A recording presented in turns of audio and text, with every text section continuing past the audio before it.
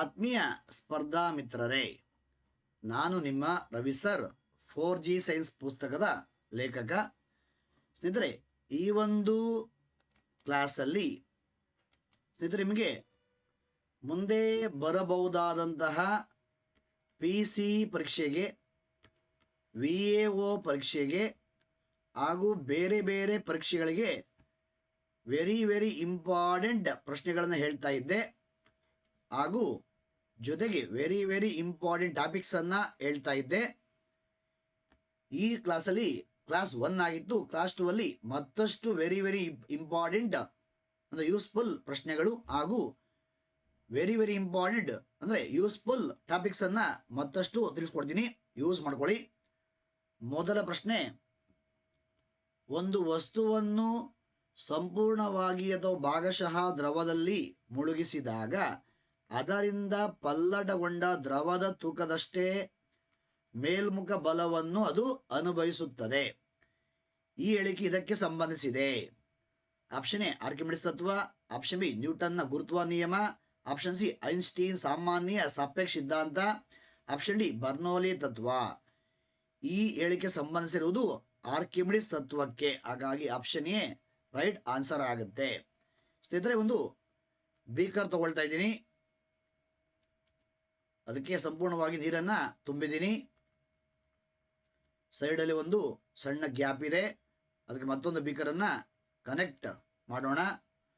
ಒಂದು ವಸ್ತುವನ್ನು ಸಂಪೂರ್ಣವಾಗಿ ಅಥವಾ ಭಾಗಶಃ ದ್ರವದಲ್ಲಿ ಮುಳುಗಿಸಿದಾಗ ಪಲ್ಲಟಗೊಂಡ ಅಂದರೆ ಹೊರಚೆಲ್ಲಿದ, ಎಷ್ಟು ನೀರು ಹೊರಚೆಲ್ಲುತ್ತೋ ಆ ಹೊರಚೆಲ್ಲಿದ ಯಾಕೆ ದ್ರವದ ತೂಕದಷ್ಟೇ 3 ಅನ್ಕೊಳ್ಳಿ, ಅದು ಮೇಲ್ಮುಖ ಬಲವನ್ನು ಅನುಭವಿಸುತ್ತದೆ.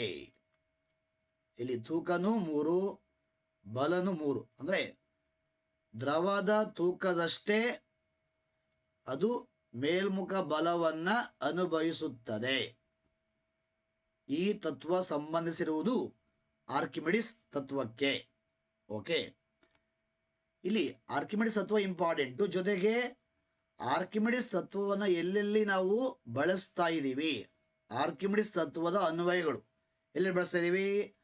ಹಡಗನ್ನು ವಿನ್ಯಾಸ ಮಾಡುವಾಗ, ಹಡಗಿನ ವಿನ್ಯಾಸ ಅಂದರೆ ಹಡಗಿಗೆ ಆಕಾರ ಕೊಡುವಾಗ, ದೋಣಿಯ ವಿನ್ಯಾಸ, ದೋಣಿಗೆ ಆಕಾರ ಕೊಡುವಾಗ, ಸಬ್ಮೆರೀನ್ ವಿನ್ಯಾಸ, ಸಬ್ಮೆರೀನ್ ವಿನ್ಯಾಸ, ಸಬ್ಮೆರೀನ್ಗಳಿಗೆ ಆಕಾರ ಕೊಡುವಾಗ, ಲ್ಯಾಕ್ಟೋಮೀಟರ್ ತಯಾರಿಕೆ, ಲ್ಯಾಕ್ಟೋಮೀಟರ್ ತಯಾರಿಕೆಯಲ್ಲಿ ಬಳಸ್ತಾ ಇದ್ದಾರೆ. ಹೈಡ್ರೋಮೀಟರ್ ತಯಾರಿಕೆ, ಹೈಡ್ರೋಮೀಟರ್ ತಯಾರಿಕೆಯಲ್ಲಿ ಬಳಸ್ತಾರೆ. ಈ ಥರ ಹಡಗಿಗೆ ಆಕಾರ ಕೊಡುವಾಗ ಹಡಗಿನ ವಿನ್ಯಾಸ, ದೋಣಿಯ ವಿನ್ಯಾಸ, ಜಲಾಂತರ್ಗಾಮಿಗಳ ವಿನ್ಯಾಸ, ಲ್ಯಾಕ್ಟೋಮೀಟರ್ ತಯಾರಿಕೆ, ಹೈಡ್ರೋಮೀಟರ್ ತಯಾರಿಕೆ ಎಲ್ಲದರಲ್ಲಿ ಬಳಸುವ ತತ್ವ ಯಾವುದು? ಆರ್ಕಿಮಿಡಿಸ್ ತತ್ವ. ಇಲ್ಲಿ ಇಂಪಾರ್ಟೆಂಟ್ ಟಾಪಿಕ್ ಏನಪ್ಪ ಅಂದರೆ ಆರ್ಕಿಮಿಡಿಸ್ ತತ್ವ ಹಾಗೂ ಅದರ ಅನ್ವಯಗಳು ಎಂಬ ಹೊಸ ಟಾಪಿಕ್ ಇದು. ಇದನ್ನು ಚೆನ್ನಾಗಿ ಓದ್ಕೋಬೇಕು. ಪ್ರೆಸೆಂಟ್ ಸಿಲೆಬಸ್ಸಲ್ಲಿದೆ. Okay, yes. ನೆಕ್ಸ್ಟ್ ಪ್ರಶ್ನೆ, ಮೆದುಳಿನ ಯಾವ ಭಾಗವನ್ನು ಪ್ರಜ್ಞಾಸ್ಥಿತಿ ಸ್ಥಳ ಎಂದು ಕರೆಯುತ್ತಾರೆ? Seat of conscious, seat of conscious, ಅದು ಪ್ರಜ್ಞೆ ಕೇಂದ್ರ ಅಂತೀವಿ. ಆಪ್ಷನ್ ಎ ಅನುಮಸ್ತಿಷ್ಕ, ಸೆರಬೆಲ್ಲಮ್, ಪಾನ್ಸ್, ಮಹಾಮಸ್ತಿಷ್ಕ, ಸೆರಬ್ರಮ್. ಆಪ್ಷನ್ 4 ಮಣಿಶಿರ, ಮೆಡುಲಾ ಅಬ್ಲಾಂಗೇಟ. ರೈಟ್ ಆನ್ಸರ್ ಮಹಾಮಸ್ತಿಷ್ಕ, ಸೆರಬ್ರಮ್. ಇಂಗ್ಲೀಷಲ್ಲಿ ಸೆರಬ್ರಮ್ ಅಂತೀವಿ. ಸೆರಬ್ರಮ್ಗೆ ಪ್ರಜ್ಞೆ ಕೇಂದ್ರ ಅಂತೀವಿ, ಪ್ರಜ್ಞಾಸ್ಥಿತಿ ಸ್ಥಳ ಅಂತೀವಿ, ಸೀಟ್ ಆಫ್ ಕಾನ್ಸಿಯಸ್ ಅಂತಾರೆ. ಓಕೆ, ಮೆದುಳು ಅಂದಾಗ ಅತ್ಯಂತ ದೊಡ್ಡ ಭಾಗ ಯಾವುದು? ಮೆದುಳು ಅಂದಾಗ ಅತ್ಯಂತ ದೊಡ್ಡ ಭಾಗ ಸೆರಬ್ರಮ್. ಮೆದುಳಿನ ಅತ್ಯಂತ ದೊಡ್ಡ ಭಾಗ ಯಾವುದು? ಸೆರಬ್ರಮ್. ಸೆರಬ್ರಮ್ಗೆ ಜ್ಞಾಪಕ ಶಕ್ತಿ ಕೇಂದ್ರ ಅಂತಾರೆ, ಪ್ರಜ್ಞೆ ಕೇಂದ್ರ ಅಂತಾರೆ, ಆಲೋಚನಾ ಕೇಂದ್ರ ಅಂತಾರೆ. ಈ ಥರ ಇದಕ್ಕೆಲ್ಲದಕ್ಕೂ ಸಹಾಯ ಮಾಡ್ತಕ್ಕಂಥ ಬುದ್ಧಿಶಕ್ತಿಯ ಕೇಂದ್ರ ಅಂತೀವಿ, ಬುದ್ಧಿಶಕ್ತಿಯ ಕೇಂದ್ರ ಅಂತೀವಿ. ಓಕೆ, ಇಲ್ಲಿ ಇಂಪಾರ್ಟೆಂಟ್ ಏನಪ್ಪ ಅಂದರೆ ಮೆದುಳು ಮತ್ತು ಮೆದುಳಿನ ಪ್ರಮುಖ ಭಾಗಗಳು ಹಾಗೂ ಅವುಗಳ ಕಾರ್ಯಗಳು. ಸೆರೆಬ್ರಮ್ನ ಕಾರ್ಯ, ಸೆರೆಬೆಲ್ಲಂನ ಕಾರ್ಯ, ಪಾನ್ಸ್ ಕಾರ್ಯ, ಮೆಡುಲಾ ಅಬ್ಲಾಂಗೇಟ ಕಾರ್ಯ, ಈ ಥರ ಮೆದುಳು ಮತ್ತು ಮೆದುಳಿನ ಪ್ರಮುಖ ಭಾಗಗಳು ಎಂಬ ಟಾಪಿಕ್ ಅನ್ನ ಚೆನ್ನಾಗಿ ಓದ್ಕೋಬೇಕಾಗತ್ತೆ. ಓಕೆ, ನೆಕ್ಸ್ಟ್ ಪ್ರಶ್ನೆ.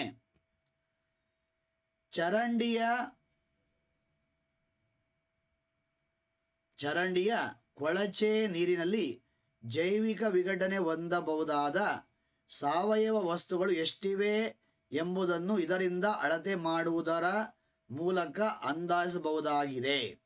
ಆಪ್ಷನ್ ಎ, ಆಪ್ಷನ್ 1 ಸಾವಯವ ವಸ್ತುವಿನ ಸಾಂದ್ರತೆ, ತೇಲುವ ಕಸದ ಸಾಂದ್ರತೆ, ಸಾವಯವ ವಸ್ತುವಿನ ಕರಗುವಿಕೆ, ಜೀವ ರಾಸಾಯನಿಕ ಆಮ್ಲಜನಕ ಬೇಡಿಕೆ. ಆಪ್ಷನ್ 4 ರೈಟ್ ಆನ್ಸರ್ ಆಗುತ್ತೆ. ಅಂದ್ರೆ ಜಲಮಾಲಿನ್ಯ ಮಟ್ಟವನ್ನ, ಜಲಮಾಲಿನ್ಯ ಒಂದು ಕೆರೆ, ಒಂದು ಬಾವಿ, ಒಂದು ನದಿ ಯಾವ ಮಟ್ಟದಲ್ಲಿ, ಯಾವ ಲೆವೆಲಲ್ಲಿ ಅದು ಪಲ್ಯೂಟ್ ಆಗಿದೆ, ಆ ಜಲಮಾಲಿನ್ಯ ಮಟ್ಟವನ್ನ ಹಾಗೆ ಅಳಿಯಕ್ಕೆ ಬಳಸುವ ತಂತ್ರಜ್ಞಾನ ಯಾವುದು, ಟೆಕ್ನಿಕ್ ಯಾವುದು? BOD, biological oxygen demand. ಆಯ್ತಾ? ಇಲ್ಲಿ BOD ಎಂಬ ಟಾಪಿಕ್ ಅನ್ನ, ಎಕಾಲಜಿಯಲ್ಲಿ ಬರುವ BOD ಫುಲ್ ಫಾರ್ಮು, BOD ಸಂಬಂಧಪಟ್ಟಂಗೆ ಇರ್ತಕ್ಕಂತಹ ಹಾಗೆ ವಿಚಾರಗಳನ್ನು ನೀವು ಚೆನ್ನಾಗಿ ಓದ್ಕೋಬೇಕಾಗತ್ತೆ. ಸ್ನೇಹಿತರೆ, ನೀವು ಗಮನಿಸಬಹುದು 4G ಸೈನ್ಸ್ ಬುಕ್ಕಲ್ಲಿ 7th ಎಡಿಷನಲ್ಲಿ ಮೊದಲ 82 ಪೇಜಲ್ಲಿ ಕಡ್ಡಾಯ ವಿಜ್ಞಾನ ಕೊಟ್ಟಿದ್ದೀನಿ. ಕಡ್ಡಾಯ ವಿಜ್ಞಾನ, ಎಸೆನ್ಷಿಯಲ್ ಸೈನ್ಸ್. ಈ ಕಡ್ಡಾಯ ವಿಜ್ಞಾನ ಏನಪ್ಪ ಅಂದರೆ, ಯಾವ ಟಾಪಿಕ್ಗಳು ತುಂಬ ಇಂಪಾರ್ಟೆಂಟು, ಯಾವ ಟಾಪಿಕ್ಸ್ ಮೇಲೆ ಅತಿ ಹೆಚ್ಚು ಪ್ರಶ್ನೆಗಳು ಬಂದಿದ್ದಾವೋ, ಫಾರ್ ಎಕ್ಸಾಂಪಲ್ BOD ಆಗಿರ್ಬೋದು, DDT ಆಗಿರ್ಬೋದು, ಅಥವಾ ಇತರ ತುಕ್ಕು ರಸ್ಟ್ ಆಗಿರ್ಬೋದು, ಯೂರಿಯಾ ಆಗಿರ್ಬೋದು, ಈ ಥರ ಸಾವಯವ ಗೊಬ್ಬರ ಆಗಿರ್ಬೋದು, ಈ ಥರ ಯಾವ ಟಾಪಿಕ್ಗಳು ವೈಜ್ಞಾನಿಕ ಉಪಕರಣಗಳಾಗಿರ್ಬೋದು, SI ಯೂನಿಟ್ಸ್ ಆಗಿರ್ಬೋದು, ಪ್ರಮುಖ ಡಿವೈಸಸ್ ಅಂಡ್ ಪ್ರಿನ್ಸಿಪಲ್ಸ್, ಅಂದರೆ ಯಾವ ಟಾಪಿಕ್ಗಳು ತುಂಬ ಹಾಗೆ ಇಂಪಾರ್ಟೆಂಟು, ಅವುಗಳನ್ನ ಮೊದಲ 80 ಪೇಜಲ್ಲಿ ತುಂಬ ಡೀಪಾಗಿ ಹಾಕಿದ್ದೀನಿ. ಹಾಗಾಗಿ ನೀವು ಮೊದಲ 82 ಪೇಜನ್ನು ಚೆನ್ನಾಗಿ ಓದ್ಕೊಂಡು ಆಮೇಲೆ ನೀವು 83ನೇ ಪೇಜಿಂದ ಫಿಸಿಕ್ಸು ಎಲ್ಲ ಸ್ಟಾರ್ಟ್ ಆಗ್ತಾ ಹೋಗುತ್ತೆ ಯೂನಿಟ್ ವೈಸು. ಫಸ್ಟು 82 ಪೇಜನ್ನು ಅಂದರೆ ಬೇಸಿಕ್ ಅಂಡ್ ಎಸೆನ್ಷಿಯಲ್, ಮೂಲ ವಿಜ್ಞಾನನೂ ಹೌದು, ಕಡ್ಡಾಯ ವಿಜ್ಞಾನನೂ ಹೌದು, ಅಂದರೆ ಇಂಪಾರ್ಟೆಂಟು ಹೌದು. ಇಲ್ಲಿ ಒಂದೇ ಟಾಪಿಕನ್ನು ತುಂಬ ಡೀಪಾಗಿ ಕೊಟ್ಟಿರ್ತೀವಿ. ಅಲ್ಲೇನಾಗುತ್ತೆ, BOD ಬಗ್ಗೆ ಫುಲ್ ಫಾರ್ಮ್ ಆಗಿರ್ಬೋದು, ಸಂಬಂಧಪಟ್ಟಂಗೆ ಕಂಪ್ಲೀಟ್ ಮಾಹಿತಿ ಒಂದೇ ಪೇಜಸ್ ಸಿಗುತ್ತೆ. ನೀವು ಡೀಪಾಗಿ ಓದ್ಬೋದು. ಅಂದರೆ ಅವೆಲ್ಲ ಇಂಪಾರ್ಟೆಂಟ್ ಟಾಪಿಕ್ಸ್. ಹಾಗಾಗಿ ಇಲ್ಲಿ BOD ಸಹ very very important topic. BOD ಎಂಬ ಟಾಪಿಕ್ ಮೇಲೆ ಸಾಕಷ್ಟು ಪ್ರಶ್ನೆಗಳು ಎಕ್ಸಾಮಲ್ಲಿ ಬಂದಿದ್ದಾವೆ. ಎಸ್, ಮತ್ತೊಂದು ಪ್ರಶ್ನೆ ನೋಡಿ ಸ್ನೇಹಿತರೆ. ಇಲ್ಲಿ ಈಗ 4G ಸೈನ್ಸ್ ಟೆಕ್ನಾಲಜಿ ಪುಸ್ತಕ ಕನ್ನಡ ಮೀಡಿಯಮಲ್ಲಿತ್ತು. ಈಗ ಇಂಗ್ಲೀಷ್ ಮೀಡಿಯಮಲ್ಲೂ ಸಹ ಮಾರುಕಟ್ಟೆಗೆ ಬಂದಿದೆ. ಎರಡು ಮೀಡಿಯಮಲ್ಲೂ, ಕನ್ನಡ ಮತ್ತು ಇಂಗ್ಲೀಷ್ ಮೀಡಿಯಂ ಎರಡು ಮೀಡಿಯಮಲ್ಲೂ ಸಹ ಬುಕ್ಕು ಅವೈಲೇಬಲ್ ಇದೆ. ತಗೊಂಡು ಯೂಸ್ ಮಾಡ್ಕೊಳ್ಳಿ. ಈಗ ಇಂಗ್ಲೀಷ್ ಮೀಡಿಯಂ ಪುಸ್ತಕ ನಿಮಗೆ ಕನ್ನಡ ಮೀಡಿಯಂ ಪುಸ್ತಕ MRP 499 ಇದೆ. ಆಫರ್ ಪ್ರೈಸ್ 380 ರೂಪಾಯಿಗೆ ನಿಮ್ಮ ಮನೆಗೆ ಪೋಸ್ಟ್ ಮಾಡ್ತಾರೆ. Free home delivery. ಯಾವುದು? Kannada medium book. English medium book MRP 399 ಇದೆ. ಆಫರ್ ಪ್ರೈಸು 299 ರೂಪಾಯಿಗೆ ಮನೆಗೆ ಪೋಸ್ಟ್ ಮಾಡ್ತಾರೆ. Free home delivery. ಇಲ್ಲಿರುವ ನಂಬರ್ಗೆ ಕಾಂಟ್ಯಾಕ್ಟ್ ಮಾಡಿ ನಿಮ್ಮ ಅಡ್ರೆಸ್ ತಗೊಂಡು ಪೋಸ್ಟ್ ಮಾಡ್ತಾರೆ. ಕನ್ನಡ ಮೀಡಿಯಂ ಪುಸ್ತಕ 625 ಪೇಜ್ ಇದೆ. MRP 499 ಇದೆ.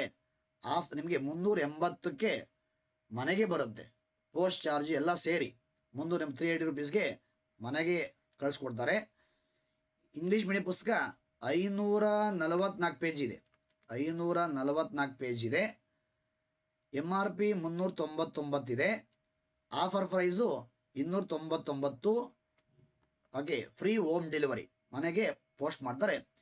ಈ ನಂಬರ್ಗಳಿಗೆ ಕಾಂಟ್ಯಾಕ್ಟ್ ಮಾಡಿ ಅಡ್ರೆಸ್ ತಗೊಂಡು ಪೋಸ್ಟ್ ಮಾಡ್ತಾರೆ.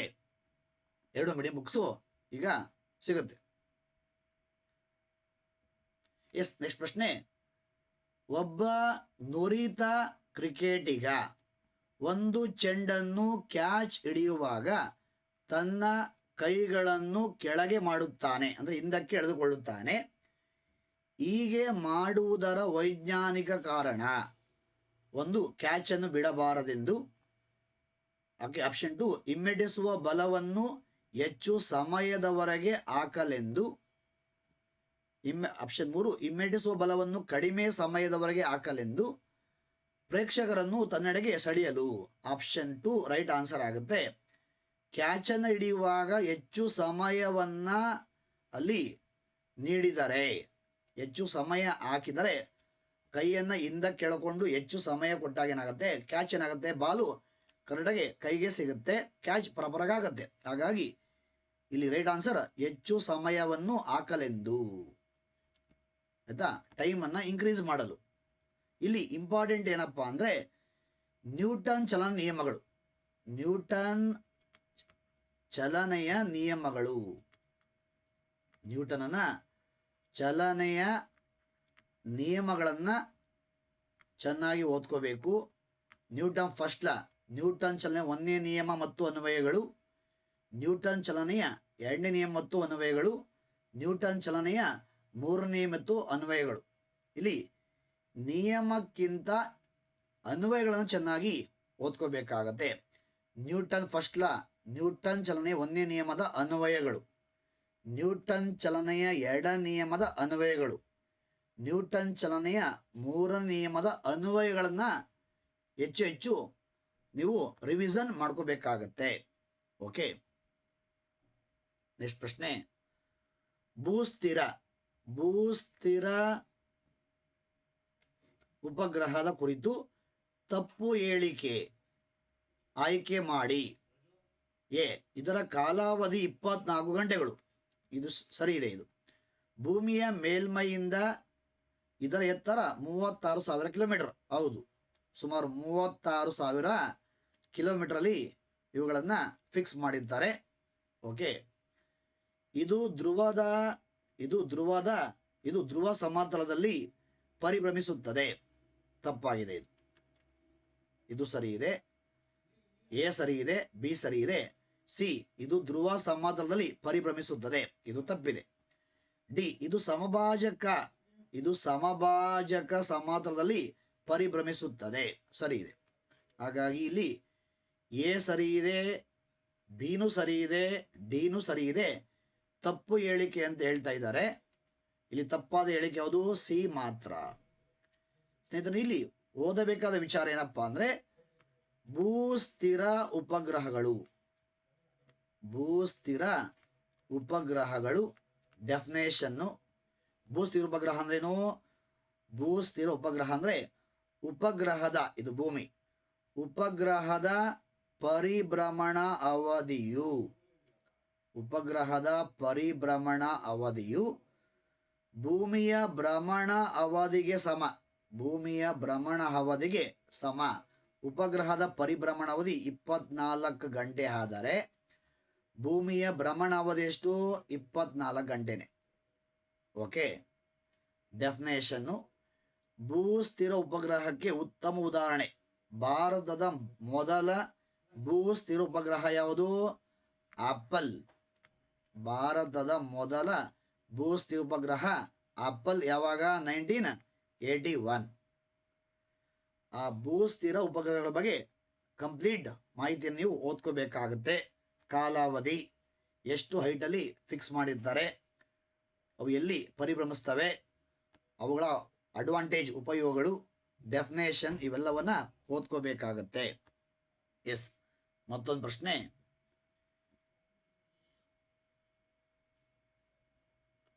ಈ ಕೆಳಗಿನ ಹೇಳಿಕೆಗಳನ್ನು ಓದಿರಿ.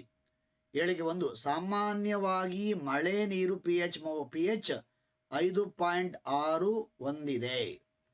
ಇಲ್ಲಿ 5.6 ಅಂತ ಹೇಳ್ತವ್ರೆ, ಹಾಗಾಗಿ ಸ್ಟೇಟ್ಮೆಂಟ್ ಸರಿ ಇದೆ. ಇದು 5.6ಕ್ಕಿಂತ ಕಡಿಮೆ ಅಂತ ಹೇಳ್ತಾ ಇಲ್ಲ ಅವರು, 5.6 ಅದಕ್ಕಿಂತ ಜಾಸ್ತಿ ಇರಬಹುದು. ಓಕೆ. ಹೇಳಿಕೆ 2, ನೈಟ್ರೋಜನ್ ಆಕ್ಸೈಡ್ಗಳು ಮತ್ತು ಸಲ್ಫರ್ ಆಕ್ಸೈಡ್ಗಳು ಆಮ್ಲೀಯ ಮಳೆ ಆಸಿಡ್ ರೈನ್ ಮಳೆಯನ್ನು ಉಂಟು ಮಾಡುತ್ತವೆ. ಕೆಳಗೆ ನೀಡಿದ ಆಯ್ಕೆಗಳಿಂದ ಸರಿಯಾದ ಉತ್ತರವನ್ನು ಆರಿಸಿ. ಇಲ್ಲಿ ಹೌದು, ಆಮ್ಲ ಮಳೆಗೆ ಕಾರಣವಾದ ಆಕ್ಸೈಡ್ಗಳು ನೈಟ್ರೋಜನ್ ಆಕ್ಸೈಡ್ಗಳು ಮತ್ತು ಸಲ್ಫರ್ ಆಕ್ಸೈಡ್ಗಳು. ಅದು ಬಹುಮುಖ್ಯವಾಗಿ ನೈಟ್ರೋಜನ್ ಡೈಆಕ್ಸೈಡ್ ಮತ್ತು ಸಲ್ಫರ್ ಡೈಆಕ್ಸೈಡ್. ಓಕೆ. ಈ ಆಕ್ಸೈಡ್ಗಳಿಂದ ಏನಾಗುತ್ತೆ, ಈ ಆಕ್ಸೈಡ್ಗಳಿಂದ ಆಮ್ಲ ಮಳೆ ಬರುತ್ತೆ. ಹಾಗಾಗಿ ಇಲ್ಲಿ ಹೇಳಿಕೆ 1 ಮತ್ತು ಹೇಳಿಕೆ 2 ಸರಿಯಾಗಿವೆ. ಇಲ್ಲಿ ಇಂಪಾರ್ಟೆಂಟ್ ಟಾಪಿಕ್ ಏನಪ್ಪ ಅಂದರೆ ಆಸಿಡ್ ರೈನ್. ಆಸಿಡ್ ರೈನ್ ಅಂದಾಗ ಡೆಫಿನೇಷನ್ ಚೆನ್ನಾಗಿ ಓದ್ಕೋಬೇಕು. pH ಮೌಲ್ಯವನ್ನು ಚೆನ್ನಾಗಿ ಓದ್ಕೋಬೇಕು.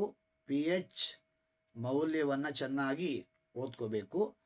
ಆಮ್ಲ ಮಳೆಗೆ ಕಾರಣವಾದ ಆಕ್ಸೈಡ್ಗಳನ್ನು ಓದ್ಕೋಬೇಕು. ಆಮ್ಲ ಮಳೆ ಒಳಗಿರುವ ಆಮ್ಲಗಳು, ಆಮ್ಲ ಮಳೆ ಅಂದಾಗ ಅದರ ಒಳಗಿರುವ ಆಮ್ಲಗಳು ಯಾವುದು?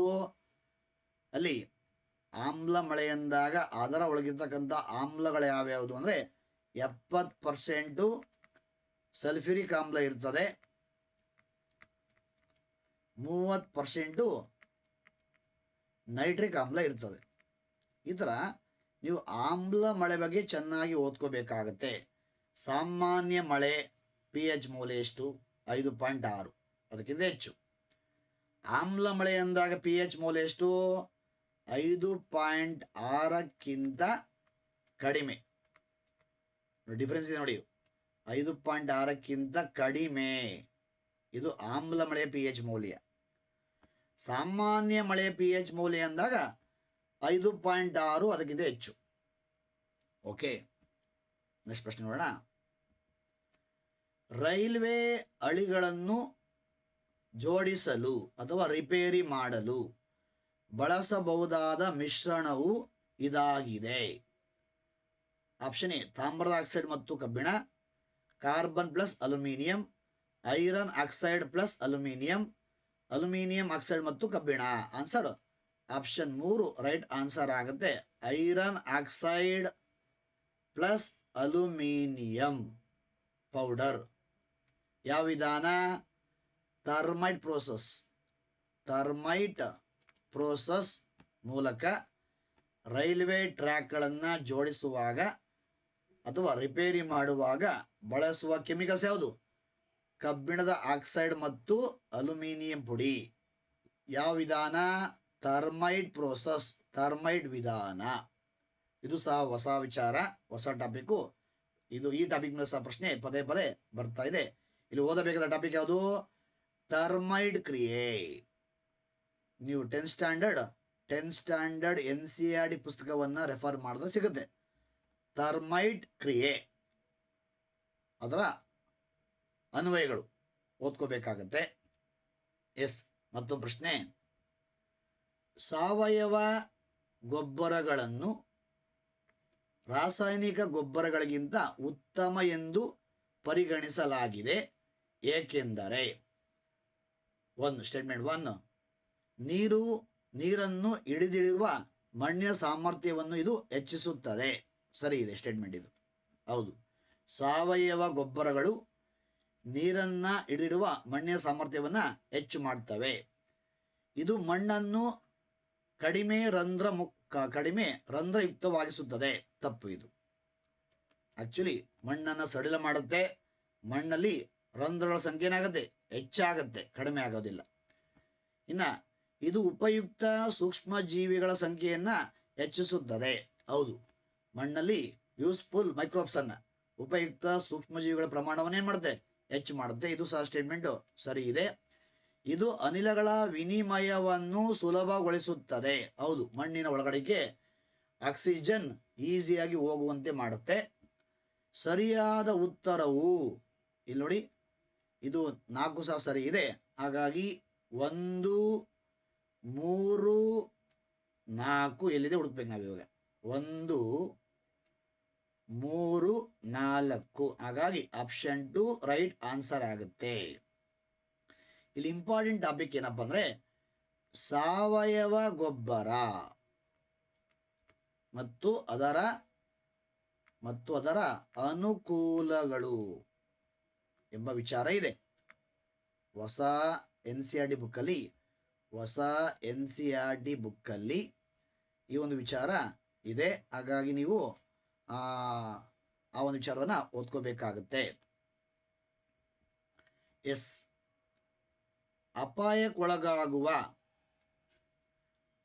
ಅಪಾಯಕ್ಕೊಳಗಾಗುವ ಸಂಭವವಿರುವ ಎಂಡೇಂಜರ್ಡ್, ಭಯದಲ್ಲಿರುವ, ಅಳಿವಿನಂಚಿನಲ್ಲಿರುವ ಜೀವಿಗಳ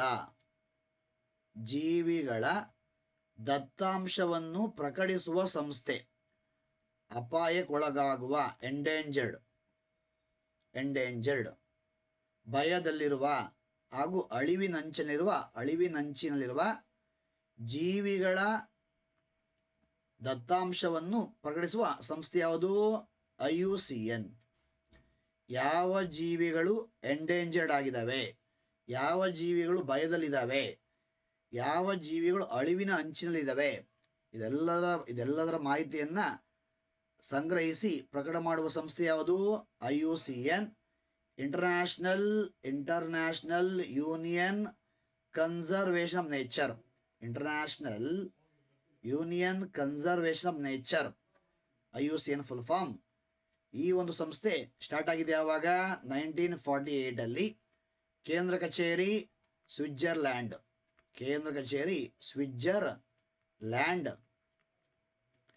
ಈ ಒಂದು ಸಂಸ್ಥೆ ಕೆಂಪು ಮಾಹಿತಿ ಪುಸ್ತಕವನ್ನ ಏನ್ ಮಾಡುತ್ತೆ? ಕೆಂಪು ಮಾಹಿತಿ ಪುಸ್ತಕವನ್ನ ರೆಡ್ ಡಾಟ್ ಬುಕ್ ಅನ್ನ ಪ್ರಕಟ ಮಾಡುತ್ತೆ. ಈ ಒಂದು IUCN ರೆಡ್ ಡಾಟ್ ಪುಸ್ತಕವನ್ನ ಮೊದಲು ಪ್ರಕಟ ಮಾಡಿದ್ದು ಯಾವಾಗ? 1964 ಅಲ್ಲಿ. ಓಕೆ, ಇಲ್ಲಿ ಇಂಪಾರ್ಟೆಂಟ್ ಏನಪ್ಪಾ ಅಂದ್ರೆ IUCN ಮತ್ತು ಕೆಂಪು ಮಾಹಿತಿ ಪುಸ್ತಕ. ಇಲ್ಲಿ ನೀವು ಓದಬೇಕಾದ ಟಾಪಿಕ್, ಇಂಪಾರ್ಟೆಂಟ್ ಟಾಪಿಕ್ ಯಾವುದು? IUCN ಮತ್ತು ಕೆಂಪು ಮಾಹಿತಿ ಪುಸ್ತಕ ರೆಡ್ ಡಾಟ್ ಬುಕ್. ಈ ಟಾಪಿಕ್ ಅನ್ನ ಚೆನ್ನಾಗಿ ಓದ್ಕೋಬೇಕಾಗುತ್ತೆ. ನೆಕ್ಸ್ಟ್ ಪ್ರಶ್ನೆ, ವಾಹನಗಳಲ್ಲಿ ನೀರನ್ನು ತಂಪುಕ ಅಂದ್ರೆ ಕೂಲೆಂಟ್ ಎಂದು ಬಳಸಲು ಕಾರಣವು? ಆಪ್ಷನ್ 1, ಇದರ ವಿಶಿಷ್ಟ ಉಷ್ಣ ಸಾಮರ್ಥ್ಯ ಹೆಚ್ಚಾಗಿದೆ. ಆಪ್ಷನ್ 2, ಇದರ ಉಷ್ಣವಾಗತ್ವ ಹೆಚ್ಚಾಗಿದೆ. ಇದರ ವಿಶಿಷ್ಟ ಉಷ್ಣ ಸಾಮರ್ಥ್ಯ ಕಡಿಮೆಯಾಗಿದೆ. ಇದರ ಉಷ್ಣವಾಗತ್ವ ಕಡಿಮೆಯಾಗಿದೆ. ಆಪ್ಷನ್ 1 ರೈಟ್ ಆನ್ಸರ್ ಆಗುತ್ತೆ. ಇದರ ವಿಶಿಷ್ಟ ಉಷ್ಣ ಸಾಮರ್ಥ್ಯ ಹೆಚ್ಚಿದೆ. ಸ್ನೇಹಿತರೆ, ಎಲ್ಲಾ ವಸ್ತುಗಳಿಗಿಂತ ನೀರಿಗೆ ವಿಶಿಷ್ಟ ಉಷ್ಣ ಸ್ಪೆಸಿಫಿಕ್ ಹೀಟ್ ಜಾಸ್ತಿ ಇದೆ. ಎಷ್ಟು? 4200 joule per kilogram into kelvin. ನೀರಿಗೆ ವಿಶಿಷ್ಟ ಉಷ್ಣ ಜಾಸ್ತಿ ಇರುವುದರಿಂದ ನೀರು ಕಾಯುವುದು ನಿಧಾನ, ತಂಪಾಗುವುದು ನಿಧಾನ. ಕಾಯಕ್ಕೂ ಅಂದ್ರೆ ಬಿಸಿಯಾಗಕ್ಕೂ ಟೈಮ್ ತಗೊಳುತ್ತೆ, ಕೂಲ್ ಆಗಕ್ಕೂ ಟೈಮ್ ತಗೊಳುತ್ತೆ. ಹಾಗಾಗಿ ಪ್ರಸ್ತುತ ಕಾರುಗಳ ರೇಡಿಯೇಟರ್ಗಳಲ್ಲಿ, ಅಣುಸ್ಥಾವರಗಳಲ್ಲಿ ಓಕೆ ಆಸ್ ಎ ಕೂಲೆಂಟ್, ತಂಪುಕಾರಿ ಮೀನ್ಸ್ ಕೂಲೆಂಟ್ ಆಗಿ ಅತಿ ಹೆಚ್ಚು ಬಳಸುವುದು ಏನನ್ನ? ನೀರನ್ನ. ಕಾರಣ ನೀರಿಗೆ ವಿಶಿಷ್ಟ ಉಷ್ಣ ಸಾಮರ್ಥ್ಯ ಅಂದ್ರೆ ಸ್ಪೆಸಿಫಿಕ್ ಹೀಟ್ ಜಾಸ್ತಿ ಇದೆ. ಅಂದರೆ ಕಾಯಕ್ಕೂ ಟೈಮ್ ತಗೊಳುತ್ತೆ, ಕೂಲ್ ಆಗಕ್ಕೂ ಟೈಮ್ ತಗೊಳುತ್ತೆ. ಹಾಗಾಗಿ ನಾವು ಬಳಸುವ ತಂಪುಕಾರಿಗಳಲ್ಲಿ ಉತ್ತಮ ತಂಪುಕಾರಿ ಬೆಸ್ಟ್ ಕೂಲೆಂಟ್ ಯಾವುದು? ಬೆಸ್ಟ್ ಕೂಲೆಂಟ್ ನೀರು. ಓಕೆ, ನೆಕ್ಸ್ಟ್ ಪ್ರಶ್ನೆ. ಇಲ್ಲಿ ಇಂಪಾರ್ಟೆಂಟ್ ಏನು? ವಿಶಿಷ್ಟ ಉಷ್ಣ ಅಂದ್ರೇನು ಮತ್ತು ಅದರ ಅನ್ವಯಗಳು. ವಿಶಿಷ್ಟ ಉಷ್ಣ, ನೀರಿನ ವಿಶಿಷ್ಟ ಉಷ್ಣ ಎಷ್ಟು ಮತ್ತು ಅನ್ವಯಗಳು, ಅಪ್ಲಿಕೇಶನ್ಸ್ ಅನ್ನು ನೀವು ಚೆನ್ನಾಗಿ ಓದ್ಕೋಬೇಕಾಗುತ್ತೆ. ನೆಕ್ಸ್ಟ್ ಪ್ರಶ್ನೆ. ಎಸ್ ಸ್ನೇಹಿತರೆ, ಆಯ್ತಾ, ಆಲ್ರೆಡಿ ಹೇಳಿದೆ, 2 ಬುಕ್ಗಳು ಮಾರ್ಕೆಟಲ್ಲಿ ಸಿಗ್ತಾ ಇದ್ದಾವೆ, ತಗೊಂಡು ಯೂಸ್ ಮಾಡ್ಕೊಳ್ಳಿ. ಸ್ನೇಹಿತರೆ, ತುಂಬ ಇಂಪಾರ್ಟೆಂಟ್ ಪ್ರಶ್ನೆಗಳು ಹಾಗೂ ಇಂಪಾರ್ಟೆಂಟ್ ಟಾಪಿಕ್ಗಳನ್ನು ಮತ್ತಷ್ಟು ಹೇಳ್ತಾ ಹೋಗ್ತೀನಿ. ಇಲ್ಲಿ ಪ್ರಶ್ನೆ ಇಂಪಾರ್ಟೆಂಟು, ಪ್ರಶ್ನೆಗಿಂತ ಟಾಪಿಕ್ಸ್ ವೆರಿ ವೆರಿ ಇಂಪಾರ್ಟೆಂಟು. ಆ ಒಂದು ಟಾಪಿಕ್ಗಳನ್ನು ಬರ್ಕೊಂಡು ಆ ಟಾಪಿಕ್ಗಳನ್ನು ನೀವು ಡೀಪಾಗಿ ಓದ್ತಾ ಹೋಗಿ, ಖಂಡಿತ ಯೂಸ್ ಆಗುತ್ತೆ. ಧನ್ಯವಾದಗಳು.